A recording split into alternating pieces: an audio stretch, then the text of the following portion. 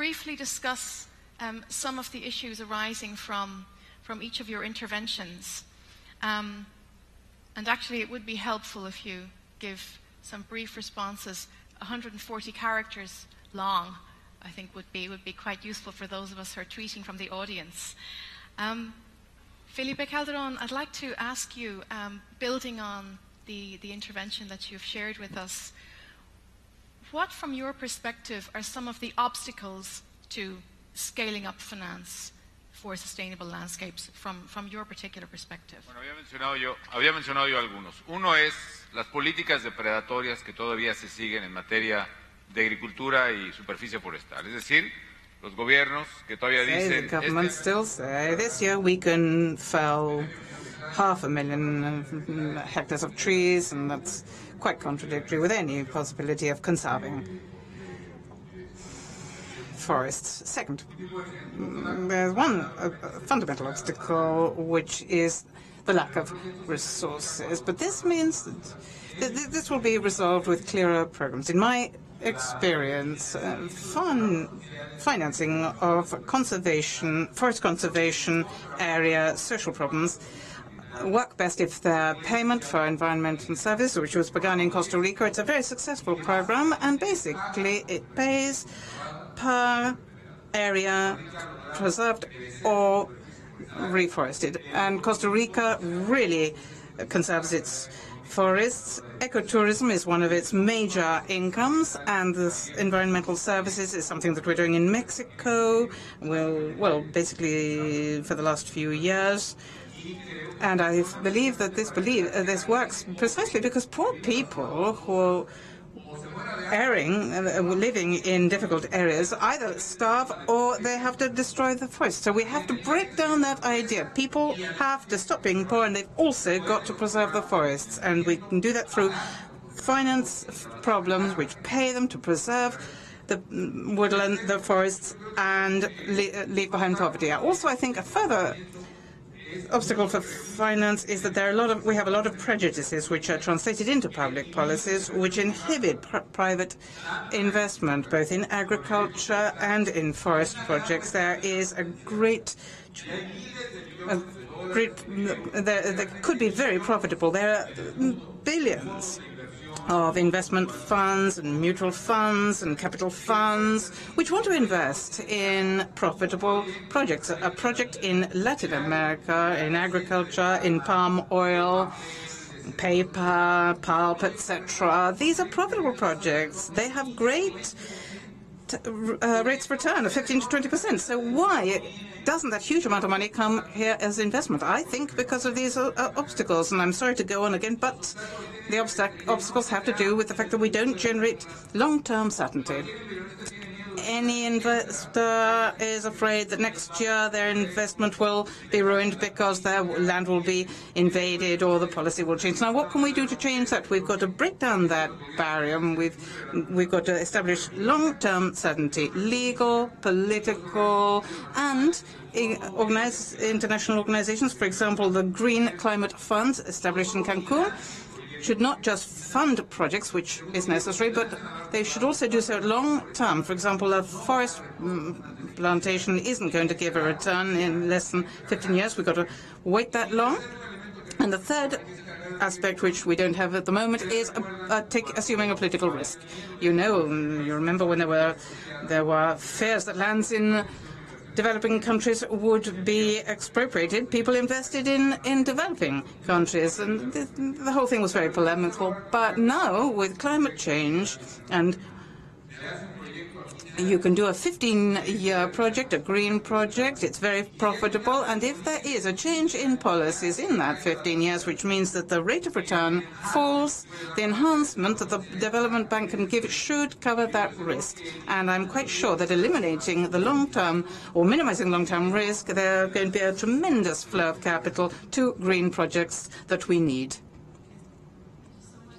A strong need to disseminate more effectively the good practices that are already out there, and to take a pragmatic look at the gaps that exist in the business case for investing.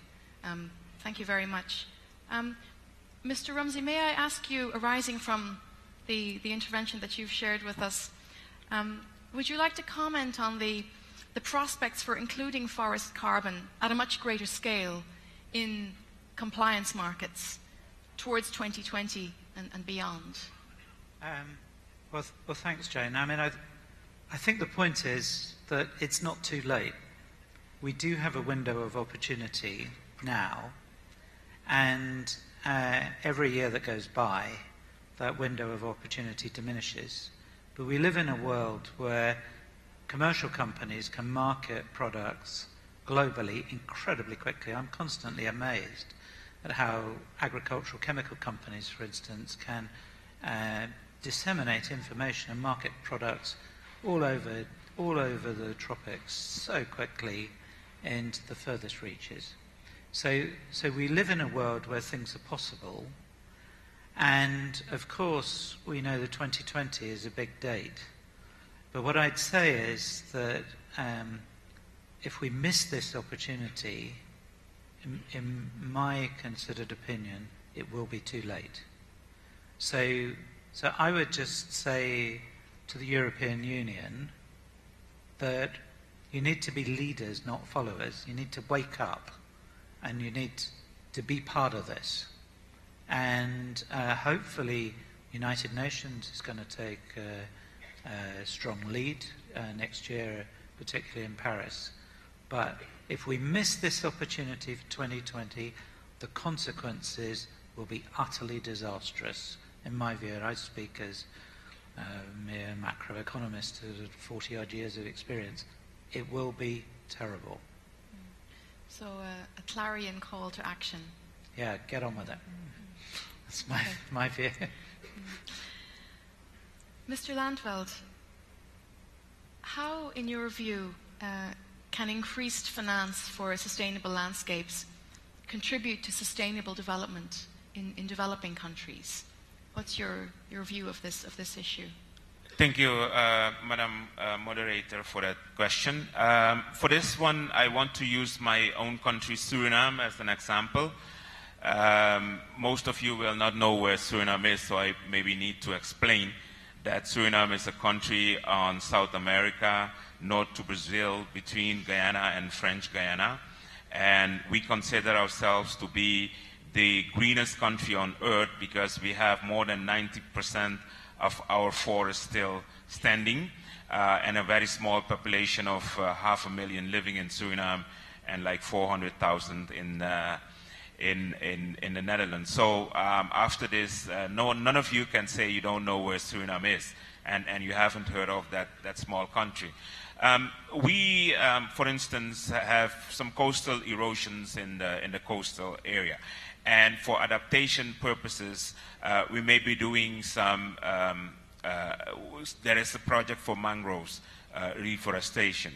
That project needs some support because, as you know, if we get these, the mangroves to be reforested for adaptation purposes, but when you do that, it will bring biodiversity gains that will support forestry, that will support honey bees, that will maybe restore the water balance in the brackish area, which is good for agriculture, for the local community. So it helps against poverty eradication, and it helps diversify the income generation. And I'm just talking about a small area in a coast, and we have more other coastal areas, and we have also more other landscapes like where we're doing agriculture, or where we could promote agroforestry, where you can have combinations also with agriculture and income generation also for those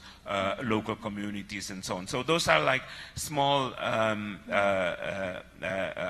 examples, but it can also be on a larger scale. Yes. So this is the direction that we need to go, and this is why we need to have this focused discussion on the issue of financing for forests, and this is why I'm here to invite everybody to take part in this discussion. And the time is now right because we have not formulated yet what it should be, so you have the opportunity to help to contribute to make it what it should be, so that in the end we have scaled up financing, we have coherence and coordination on the issue of financing for forests. Thank you. Okay. So really a variety of valuable local level opportunities which have the prospects, the potential for scaling up. Indeed, it's useful to underline this potential. Well, ladies and gentlemen, we're drawing to a close of this particular session on financial issues, and I'd like to just conclude with a few words on the obstacles around jargon. 140 characters. 140 characters. I'll do my best. The financial sector and the forestry and agriculture communities each use our own jargon, as we all know, and often to describe the same problems. And many of you may be familiar with the work of the Carbon Tracker Initiative, which has really contributed to shifting the debate on climate risk within the finance community by taking some well-established scientific facts and presenting them in a manner which financial analysts and investors can much more easily relate to. So, for example, the idea of stranded assets. You know, this is really powerful for conveying the financial risks arising from climate change. And the idea of carbon budgets, similarly, is an idea which the finance community responds to probably much more readily than the 2-degree target, being honest.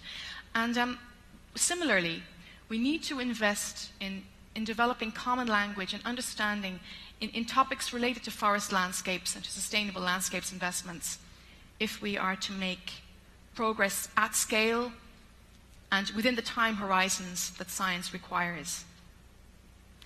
This is a challenge worth investing in, ladies and gentlemen, to build better cooperation across our different communities. Thank you so much for your attention. Thank you very much, speakers. Thank you very much indeed.